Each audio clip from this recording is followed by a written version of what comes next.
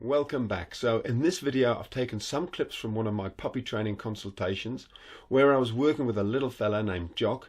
Now a lot of the time people think it's really hard to get dogs, and especially puppies, to learn a new behavior. So hopefully by the end of this you'll see that it's actually super easy when you know how. Enjoy the video. So this is little Jock. He's a tiny little 9-week-old puppy. He hasn't done any training on the leash or walking at all. And so this is his first attempt ever. And all I'm doing is using a tiny little piece of food and I'm sticking it on the end of his nose. And as you can see, I'm not using a leash at this stage. Stick it on his nose, pat our thigh, jump, woof, good boy, good boy, good boy, good boy, good boy, good boy, good boy, good boy. So what I'm really doing is I'm motivating him with food. I'm using a high-pitched voice so he associates it with my word, and an action. So here's the hand action. Jump, woof, good boy, good boy, good boy, good. Now you may be thinking, what's that funny clucking, squawking noise I'm making? But that high-pitched voice, fast, repetitious sort of noises, it really does encourage the dog and get them moving. It really does work. Good boy, jump, jump, jump, woof, woof, woof, woof, good boy, good boy, good boy, good boy, good boy, good boy, good boy. So you can see him almost starting to get bored, starting to get really excited and silly. So that's stage one, where we're using food but no leash, no lead. And this is where it gets amazing. We're moving to stage two now. I'm just creating a very simple loop, and I'm going to pop that over his head. And before he even realizes something's on him, we're going to do exactly the same thing, and he won't even notice. Oh, good boy, good boy, good boy, good boy, good boy, good boy, good boy, good boy. Treat. Now notice how short a distance I'm actually making Jock walk. It's only about 2 yards. You've got to be very sensitive with your puppy at this stage. Give them a little bit of a breather. Really use the food to tempt them along. Good boy, Jock. Very good boy. So again, I'm using loads of energy there. I'm only asking him to do a couple of yards. The worst thing you can do is keep pushing him too far until he gets a bit bored. You can see here he's got a little bit of an itch. So you just make it easy for you. Make it easy for him. And keep putting that food back on his nose. It's the food which is motivating your dog at this stage. You're needing to make it a positive experience. So, if he's got a little itch like he has here again, just let him itch it out. Make it easy.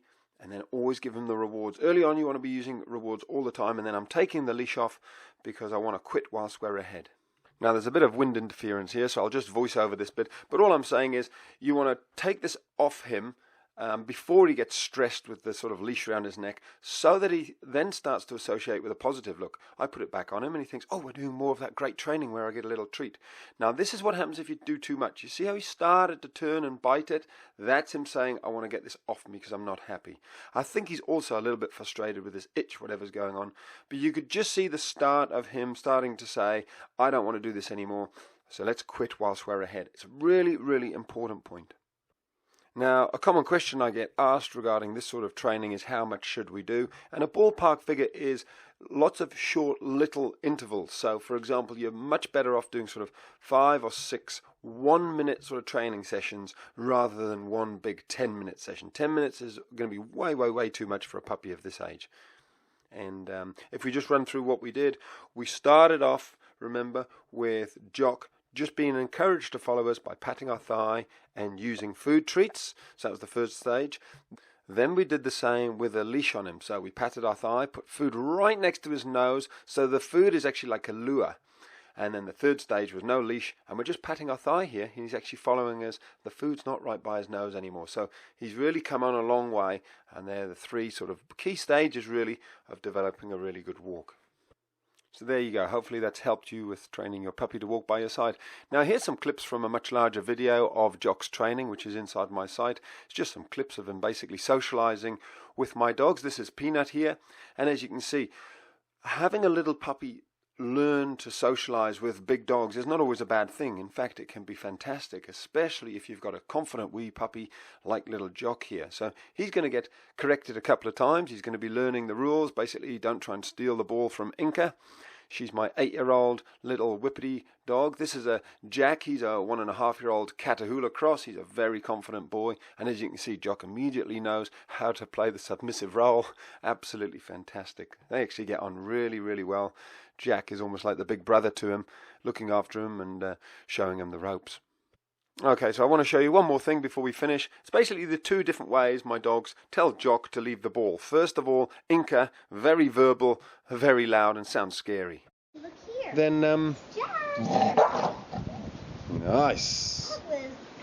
So let me slow this right down and zoom in. There's absolutely nothing to worry about with this dog Inca. She makes a lot of noise, but watch her teeth here. That's all she's done. She's just moved her head towards little Jock and made that very guttural growl noise, which, yes, is scary, but it's nothing. Jock gets the message. He knows it just means stay away. Training. That's being told. When I'm playing with a ball, don't try and take it. You see how the big dog's a little bit more subtle? A little bit gentler. Compare that to Peanut's approach. If you watch her right paw here, it goes out into the nose of little Jock. Something you wouldn't even notice unless it was pointed out. Very, very subtle. So there's just a few clips from Jock's puppy training.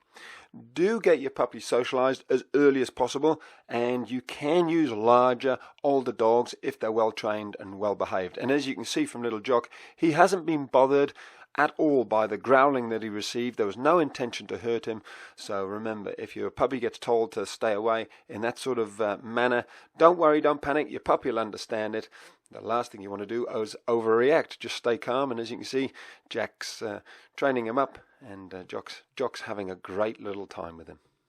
So there you go, some simple tips on getting your puppy to learn to walk next to your side. Basically start without a leash, just use food, develop your high-pitched little voice, and pat your thigh, give them that verbal cue. And of course, always remember, keep it simple and quick whilst you're ahead. Basically do lots of little sessions rather than one big long training session.